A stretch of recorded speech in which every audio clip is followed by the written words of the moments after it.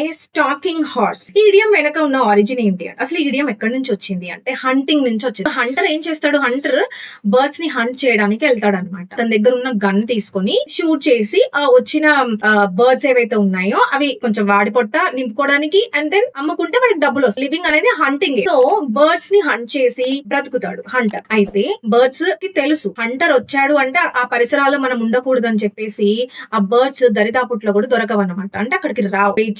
Wait చేస్తాడు. అసలు ఒక్క బర్డ్ కూడా కనిపించదు. ఎందుకు కనిపించట్లేదు? నన్ను చూసి భయపడుతున్నాయేమో, నేనుంటే బర్డ్స్ దొరకవు, సో నేను ఏదో ఒకటి చెయ్యాలి, నాకు ఎలాగైనా ఈ రోజు తినడానికి కావాలి అని ప్లాన్ వేస్తాడనమాట. ఏంటా ప్లాన్ అంటే అతను ఒక వుడ్ ని తీసుకొని ఇలా హార్స్ షేప్ లాగా ఒక బొమ్మని తయారు చేస్తాడనమాట. ఇక్కడ చూడండి, ఇక్కడ wooden horse. It's not real horse, అదొక వుడెన్ హార్స్.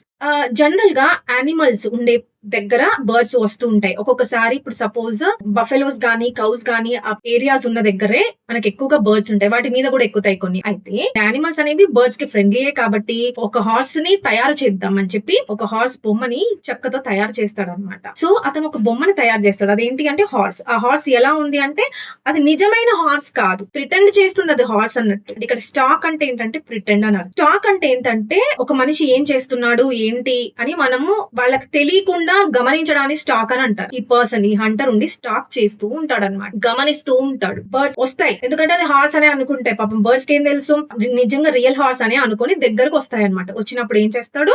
ఈ గన్ తీసుకొని షూట్ చేసేస్తాడు. సో ఇది concept. So stalking horse and pretend అంటే ప్రిటెండ్ అంటే ఏంటి? నటించడం. ఓకే, అంటే నిజ స్వరూపాన్ని దాచి మారు వేషాన్ని బయట పెట్టడాన్ని ఏమంటారంటే స్టాకింగ్ హార్స్. దాని మీనింగ్ ఏంటంటే ప్రిటెన్స్.